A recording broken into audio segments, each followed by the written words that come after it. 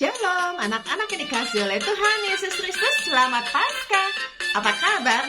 Sebab Dia hidup, ada hari esok. Anak Allah, Yesus namanya, menyembuhkan, menyucikan, bahkan mati. Tebus dosaku, kubur kosong membuktikan Dia hidup. Anak Allah, Yesus namanya, menyembuhkan, menyucikan, bahkan mati. Tebus dosaku, kubur kosong membuktikan Dia hidup. Bapa Dia hidup, ada hari esok. Sebab Dia hidup, ku tak gentar, karena ku tahu Dia pegang hari esok. Hidup jadi berarti sebab Dia hidup. Mari berdoa. Tuhan Yesus yang baik, terima kasih karena Engkau mau menebus dosa kami dengan mati di kayu salib. Dan Engkau tidak mati, tapi Engkau bangkit, Engkau hidup. Itulah Allah yang sesungguhnya, Allah yang sejati. Saat ini kami mau belajar kebenaran firman Tuhan. Berkati kami Bapa, di dalam nama Tuhan Yesus kami berdoa. Amin. Kisah Para Rasul 21 ayat 1 sampai 14. Paulus di Tirus dan di Siprus. Sesudah perpisahan yang berat itu, bertolaklah kami dan langsung berlayar menuju Kos. Keesokan harinya sampailah kami di Rodos, dan dari situ kami ke Patara. Di Patara kami mendapat kapal yang hendak menyeberang ke Fenisia. Kami naik kapal itu lalu bertolak, kemudian tampak Siprus di sebelah kiri, tetapi kami melewatinya menuju ke Syria. Akhirnya tibalah kami di Tirus, sebab muatan kapal harus dibongkar di kota itu. Di situ kami mengunjungi murid-murid dan tinggal di situ 7 hari lamanya. Oleh bisikan roh, murid-murid itu menasihati Paulus supaya ia jangan pergi ke Yerusalem. Tetapi setelah lewat waktunya, kami berangkat meneruskan perjalanan kami. Murid-murid semua dengan istri dan anak-anak mereka mengantar kami sampai keluar kota, dan di tepi pantai kami berlutut dan berdoa. Sesudah meminta diri, kami naik ke kapal dan mereka pulang ke rumah. Dari Tirus, kami tiba di Ptolemais, dan di situ berakhirlah pelayaran kami. Kami memberi salam kepada saudara-saudara dan tinggal 1 hari di antara mereka.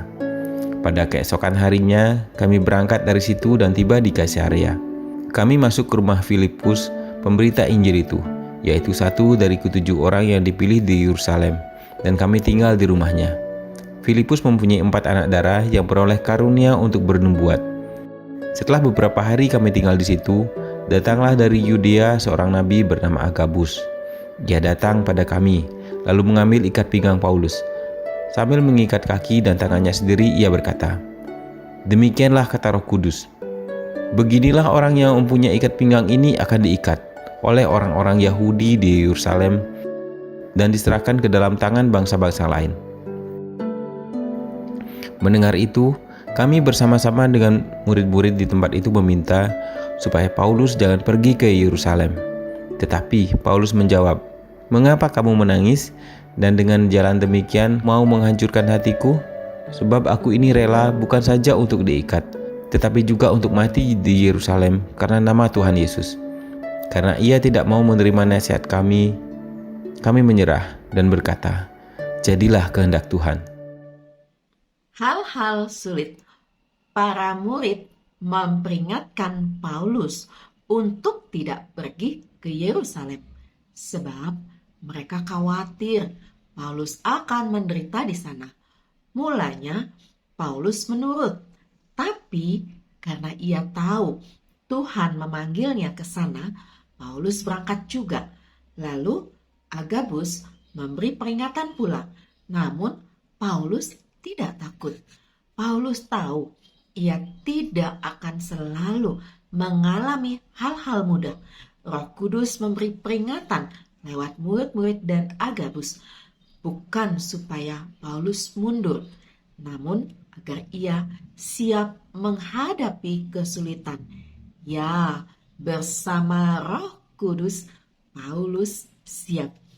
Anak-anak yang dikasih oleh Tuhan Yesus Kristus, tahukah kamu Agabus adalah seorang Kristen dalam gereja mula-mula yang punya karunia menjadi nabi. Menurut tradisi, ia adalah salah seorang dari 70 murid yang dikisahkan dalam Lukas 10 ayat 1 sampai 24. Dalam Kisah Para Rasul 11 ayat 27-28 dicatat beberapa nabi mengunjungi Paulus di Antiokhia. Salah satunya adalah Agabus. Oleh kuasa Roh Kudus, Agabus bangkit dan mengatakan bahwa seluruh dunia akan ditimpa bahaya kelaparan yang besar. Hal itu benar-benar terjadi pada zaman Kaisar Claudius pada tahun 45 Masehi. Beberapa tahun kemudian, sekitar tahun 58, Agabus kembali menubuatkan kesengsaraan Paulus. Hal ini kemudian digenapi. Agabus dihormati sebagai orang kudus di beberapa gereja. Menurut tradisi, ia mati sebagai martir di Antiokhia. Mari berdoa. Tuhan Yesus, hidup sebagai anak Tuhan itu tidak mudah. Banyak tantangan, banyak ejekan, banyak juga hal yang tidak menyenangkan.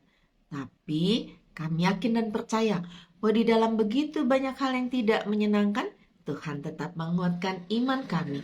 Terima kasih Bapa, di dalam nama Tuhan Yesus kami berdoa. Amin. Anak-anak yang dikasih oleh Tuhan Yesus Kristus, benar, menjadi anak Tuhan itu gak selalu menyenangkan. Ada teman yang membuli atau mengejek kita sebagai orang Kristen. Ada juga hal-hal yang tidak menyenangkan yang pokoknya membuat kita mengalami hal-hal sulit. Tapi percayalah satu hal, Tuhan Yesus mengasihi kita semua. Amin.